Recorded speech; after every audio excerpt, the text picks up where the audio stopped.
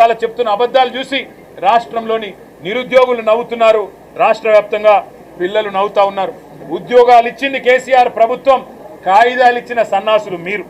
2 లక్షల ఉద్యోగాలు ఏదైతే రాహుల్ గాంధీ చెప్పిండో నేను డిమాండ్ చేస్తున్నా, దమ్ముంటే రాహుల్ గాంధీ అశోక్ నగర్కు 2 లక్షల ఉద్యోగాలు ఏమైనాయి, మొదటి సంవత్సరంలో చెప్పిన మాటలు ఏమైనాయి చెప్పాలని చెప్పి మేము డిమాండ్ చేస్తూ ఉన్నాం. అదేవిధంగా నిరుద్యోగ భృతి అన్నారు, యువ వికాసం అన్నారు, నిరుద్యోగ భృతి అన్నారు. 4000 రూపాయలు ఇస్తాం, కేసీఆర్ గారు మోసం చేసినారన్నారు. మరి ఇవాళ నిరుద్యోగ భృతి 40% మీ సమయం అయిపోయినా నిరుద్యోగ భృతి గురించి ఒక్క మాట లేదు. విద్యా భరోసా కార్డు అన్నారు, 5 లక్షలు అన్నారు, అది కూడా ఇప్పటి వరకు కనీసం ప్రస్తావన లేదు.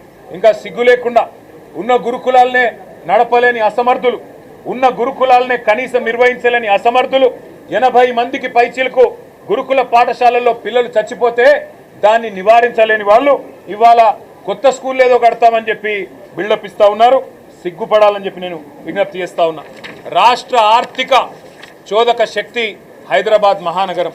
ఇవాళ హైదరాబాద్ మహానగరం అధ్వాన నగరంగా మారింది. ముఖ్యమంత్రి గారు స్వయంగా మున్సిపల్ మంత్రిగా ఉన్న పెండింగ్ ప్రాజెక్టులన్నీ పెండింగ్గానే మిగిలిపోయినాయి. 42 ఫ్లైఓవర్లకు గాను 36 ఫ్లైఓవర్లు మేమే పూర్తి చేసినాం. ఆ మిగతా 6 కూడా పూర్తి చేయలేని అసమర్థ ప్రభుత్వం కాంగ్రెస్ ప్రభుత్వం. వైద్య రంగంలో అయితే ఇంకా సిగ్గుపడాల. కనీసం ఇవాళ పేదవాళ్ళు ఇవాళ దవాఖానకు పోతే గోళీలు ఇచ్చే పరిస్థితి లేదు, మొత్తం విధ్వంసం చేసి పెట్టినారు. ఇంకా 2 మాటలు ఖచ్చితంగా చెప్పాలి. తెలంగాణ ఆర్థిక వ్యవస్థను ఇవాళ చిన్నాభిన్నం చేసింది, పేక మేడలాగా కుప్పగూలుస్తున్నది కాంగ్రెస్ పార్టీ, కాంగ్రెస్ ప్రభుత్వం. అందుకే మేము చెప్పినాం, కరోనా వైరస్ కంటే ప్రమాదం కాంగ్రెస్ వైరస్ అని చెప్పినాం. మళ్ళీ ఈరోజు బడ్జెట్ ద్వారా అది స్పష్టంగా కనబడతా ఉన్నది. ఇంకా పెద్ద పెద్ద డైలాగులు, $1 ట్రిలియన్ చేస్తారట వీళ్ళు. $1 ట్రిలియన్ అంటే ఎన్ని సున్నాలు ఉన్నాయో కూడా వీళ్ళకి తెలియదు. కానీ $1 ట్రిలియన్ ఎవరో చెప్పినరు, వీళ్ళు చదివినరు తప్ప వీళ్ళకు ఉన్నదాన్నే కాపాడే పరిస్థితి లేదు. మీరు $1 ట్రిలియన్ ఆర్థిక వ్యవస్థ చేసుడు కాదు, $1 ట్రిలియన్ అప్పు చేసే దౌర్భాగ్యమైన పరిస్థితి కనబడతా ఉన్నది. కేసీఆర్ ప్రభుత్వం 10 ఏళ్లలో 4,17,000 కోట్ల రూపాయల అప్పు చేస్తే ఆ రోజు కారు కూతలు కూసింది కాంగ్రెస్ పార్టీ. ఈరోజు ఒక్క సంవత్సరంలో 1,60,000 కోట్ల అప్పు చేసింది కాంగ్రెస్ ప్రభుత్వం. ఇది వాస్తవం అని చెప్పి ముఖ్యమంత్రి గారే అసెంబ్లీలో ఒప్పుకున్నారు.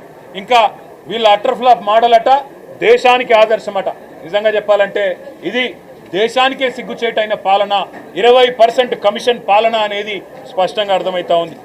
ఈ బడ్జెట్ ఒక మాటలో తేల్చి చెప్పాలంటే ఇది పేద ప్రజల కష్టాలు తీర్చే బడ్జెట్ కాదు.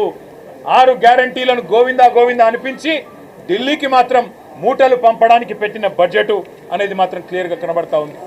మేము అనుకున్నాం రైతులు మా ప్రాధాన్యత అని బిల్డప్ ఇస్తే, నిజంగా మేము అనుకున్నాం. కానీ మీ మొదటి ప్రాధాన్యత వ్యవసాయం కాదు, మీ మొదటి ప్రాధాన్యత ఢిల్లీకి మూటలు పంపడం, మూసీ లూటిఫికేషన్ ద్వారా ఈరోజు ఆ మూటలు ఢిల్లీకి పంపడమే మీ ప్రాధాన్యత అని అర్థమైంది. ఇవాళ ఎంత సిగ్గు లేకుండా మాట్లాడుతున్నారంటే రుణమాఫీ చేసినామని చెప్తున్నారు. ఇదే పెద్ద మనిషి, ఇదే బట్టి విక్రమార్క గారు పోయిన సంవత్సరం బడ్జెట్ పెట్టినప్పుడు ఆ బడ్జెట్లో చెప్పారు 26,000 కోట్ల రూపాయలు పెడుతున్నాం రుణమాఫీకి అన్నారు. ఇవాళ బడ్జెట్లో చదువుతారు 20,000 కోట్లతో రుణమాఫీ పూర్తి చేసినా అని చెప్తారు. 49,000 కోట్ల రూపాయలని స్టేట్ లెవెల్ బ్యాంకర్స్ కమిటీ మీటింగ్లో చెప్తారు. ఆ తర్వాత ముఖ్యమంత్రి గారు 40,000 కోట్లకని చెప్పి 9,000 కత్తిరిస్తారు. ఆడికెళ్ళి క్యాబినెట్కి వచ్చే వరకు 31,000 కోట్లు అవుతుంది, మరొక 9,000 కోట్లు తగ్గిపోతుంది. ఆడికెళ్ళి అసెంబ్లీకి వచ్చే వరకు మరొక 6,000 కోట్లు తగ్గుతుంది. చివరికి ఈరోజు ఒక సంవత్సరం గడిచిన తర్వాత 20,000 కోట్లతోనే అయిపోయిందని చెప్పి మరి మాట్లాడే పరిస్థితి. మా శాసనసభ్యులు పల్లా రాజేశ్వర రెడ్డి గారు, కౌశిక్ రెడ్డి గారు, ఇంకా అందరం కూడా మేము సవాల్ చేసాం. హరీష్ రావు గారు, నేను ఏ ఒక్క ఊర్లోనైనా 100% రుణమాఫీ జరిగిందని రుజువు చేస్తే మేము మా శాసనసభ్యత్వాన్ని వదులుకుంటామని చెప్పి కూడా చెప్పినాం.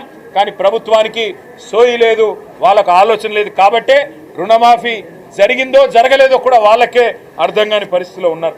ఇంకా రైతు కూలీలకు ఆర్థిక సాయం అని చెప్పి నమ్మబలుకుతూ ఉన్నారు. 1 కోటి మంది రైతు కూలీలకు ఎవరికైతే ఉన్నదో వారికి సాయం చేస్తామని మాట ఇచ్చి 12,000 రూపాయలు అని చెప్పి అబద్ధాలు చెప్పి ఇవాళ అది ప్రారంభించినామని చెప్తా ఉన్నారు.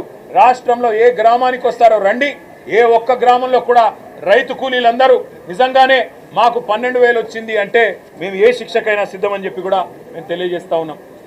ఒక్క మాటలో ఈ బడ్జెట్ గురించి చెప్పాలి అంటే నిన్నటిదాకా 20% కమిషన్ గవర్నమెంట్ ఇది. మరి ఈ బడ్జెట్ చూస్తే 40% కమిషన్ పెంచుకొని ఢిల్లీకి మూటలు పంపడానికి ప్రయత్నం చేస్తూ ఉన్నట్టుగా కనబడతా ఉన్నది. ఆదాయాన్నేమో పాతాళానికి తొక్కేసినామని ముఖ్యమంత్రి గారు చెప్పారు. 70,000 కోట్ల ఘాటా ఉంది అని ముఖ్యమంత్రి గారు నిన్నగాక మొన్న వరంగల్ జిల్లాలో బహిరంగ సభలో చెప్పినాడు. మరి ఎవరి వల్ల పడిపోయింది ఆదాయం? నీ తెలివి తక్కువతనం వల్ల, నీ ప్రభుత్వ అసమర్థత వల్ల, నీ చేతగాని విధానాల వల్ల, నీ నెగటివ్ పాలసీస్ వల్ల, నీ నెగటివ్ పాలిటిక్స్ వల్ల కాదా? నేను ముఖ్యమంత్రి గారికి కూడా చెప్తా ఉన్నా, రోజు రంకెలు వేయడం కాదు మీడియా ముందు ప్రజల ముందు. అంకెలు ఎందుకు ఆగమైనాయో చెప్పు. రంకెలు వేయడం ఈజీ, కానీ అంకెలు ఎందుకు ఆగమైనాయి, ఎందుకు ఆర్థిక పరిస్థితి అధ్వానంగా మారిందో చెప్పు. భట్టి గారు గత సంవత్సరం బడ్జెట్లో పెద్ద డైలాగ్ కొట్టినారు. మా బడ్జెట్ వాస్తవాలకు దగ్గరగా ఉంది, మేము నేల విడిచి సాము చేయలేదు, గాల్లో మాటలు మాట్లాడలేదన్నారు. మరి ఇలా భట్టి గారిని అడుగుతా ఉన్నా, ఎందుకు మరి మీ బడ్జెట్ అంచనాలకు చేరుకోలేకపోయింది? ఎందుకు మీ ముఖ్యమంత్రి గారే 70,000 కోట్ల గ్యాప్ వచ్చిందని చెప్పి చెప్తున్నారో చెప్పండి సమాధానం అని చెప్పి కూడా అడుగుతా ఉన్నాం. నమ్మి ఓట్లేసిన పాపానికి 4 కోట్ల మందిని ముంచిన బడ్జెట్ ఇది. 6 గ్యారంటీలను గోవిందా గోవిందా చేసిన బడ్జెట్ ఇది. ప్రజల ప్రగతి రథ చక్రానికి పంక్చర్ చేసిన కాంగ్రెస్ ప్రభుత్వం ఇది. రేవంత్ రెడ్డి అసమర్థతకు, రేవంత్ రెడ్డి చేతగాని తనానికి, పరిపాలన వైఫల్యానికి నిలువుటద్దం ఈ బడ్జెట్ అని మేము చెప్తా ఉన్నాం. తెలంగాణ పునాది 10 ఏళ్ళు గట్టిగా పడ్డ తర్వాత కూడా వీళ్ళ అసమర్థత వల్ల, వీళ్ళ చేతగాంతనం వల్ల ఇవాళ ఆకాశం నుంచి పాతాళం వైపు తెలంగాణ ఆర్థిక వ్యవస్థ పోతున్నది అంటే ఖచ్చితంగా దానికి బాధ్యత కాంగ్రెస్ పార్టీ తీసుకోవాలని చెప్పి కూడా మేము చెబుతూ, సంవత్సరానికి 40,000 కోట్ల అప్పు చేస్తేనేమో ఆ రోజు రంకెలేసినారు, ఆ రోజు నోటికొచ్చిన మాటలు మాట్లాడినారు.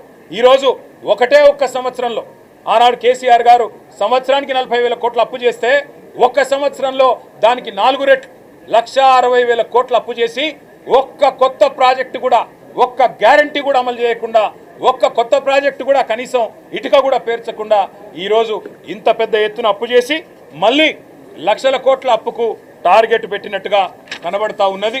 మరి ఈ రాష్ట్ర ప్రభుత్వం పెద్దలో సామెత చెప్తారు, తొండ ముదిరితే ఊసరవెల్లి అవుతుందని. తొండ ముదిరితే ఊసరవెల్లి అవుతుందట, కానీ ఊసరవెల్లి ముదిరితే రేవంత్ రెడ్డి అవుతాడని ఇవాళ అర్థమైంది మాకు ఈ బడ్జెట్ చూసిన తర్వాత. అందుకే గ్యారంటీగా చెప్తున్నాం, కాంగ్రెస్ ఉన్నది అంటేనే కరెంటు ఉండదు, కాంగ్రెస్ అంటేనే కరోనా వైరస్ కంటే ప్రమాదం. ఈరోజు ఈ బడ్జెట్ చూస్తే అదే అర్థమవుతున్నది. సంక్షేమానికి సమాధి, అభివృద్ధికి అడ్రస్ గల్లెంతు, ప్రజలకు ఇచ్చిన గ్యారంటీలకు గోరిగట్టి, పార్టీ కార్యకర్తలకు మాత్రం పప్పు బెల్లాల్లాగా ఏదో వీళ్ళు అబ్బసొత్తు అన్నట్టు 6,000 కోట్లు పంచిపెడతారట. 6,000 కోట్లు ఎవడి అబ్బసొత్తు? తెలంగాణ ప్రజల సొత్తు. కార్యకర్తలకు ఇస్తాం, కాకరకాయలకు ఇస్తాం అంటే చూస్తా ఊరుకోవడానికి ఈ రాష్ట్ర ప్రజలు సిద్ధంగా లేరు. ముందు ఇచ్చిన మాట నిలబెట్టుకోండి. 6 గ్యారంటీలు 100 రోజులు అనేదైతే డైలాగులు ఊకదంపుడు ఉపన్యాసాలు ఇచ్చినారో అది నిలబెట్టుకోండి. కార్యకర్తలకు 6,000 కోట్లు పప్పు బెల్లాల్లాగా పంచిపెడతామంటే అది యువ వికాసం కాదు, కాంగ్రెస్ వికాసం అవుతుంది, తెలంగాణ వినాశనం అవుతుంది. అందుకే బుద్ధి తెచ్చుకోండి. ఇకనైనా ఢిల్లీకి మూటలు పంపే అలవాట్లు మానుకొని రైతుల ఆత్మహత్యల మీద దృష్టి పెట్టండి. సిగ్గుపడాలి ఈ ప్రభుత్వం. ఒకవైపు రాష్ట్ర వ్యాప్తంగా పంటలు ఎండుతుంటే రాష్ట్రంలో రైతులు ఆత్మహత్య చేసుకుంటే అందాల పోటీలు పెడతారట. అది కూడా సిగ్గు లేకుండా బడ్జెట్లో చెప్తా ఉన్నారు. మే నెలలో అందాల పోటీలు పెడతాం. ఎవరిని ఉద్ధరించడానికి? మీ ప్రభుత్వం అందమేమన్నా ఉన్నదా? చక్కగా ఉన్నదా? మీ ప్రభుత్వ నిర్వహణ చక్కగా ఉందా? రాష్ట్రంలో ఒక్క వర్గమన్నా ఆనందంగా ఉన్నదా? ఆటో వాళ్ళు ఆనందంగా ఉన్నారా? రైతులు ఆనందంగా ఉన్నారా? పెద్ద మనుషులు ఆనందంగా ఉన్నారా? మహిళలు ఆనందంగా ఉన్నారా? ఎవరు ఆనందంగా ఉన్నారో చెప్పమని కోరుతా ఉన్నాం. అందుకే గ్యారంటీలకు, డిక్లరేషన్లకు గోరీ గట్టిన ఈ బడ్జెట్ను మేము పూర్తి స్థాయిలో రాష్ట్ర ప్రజల తరఫున వ్యతిరేకిస్తున్నాం, నిరసిస్తున్నాం. కాంగ్రెస్ చేసిన మోసం ఇవాళ ఒక్క మాటలో 6 గ్యారంటీలకు మంగళం బాడి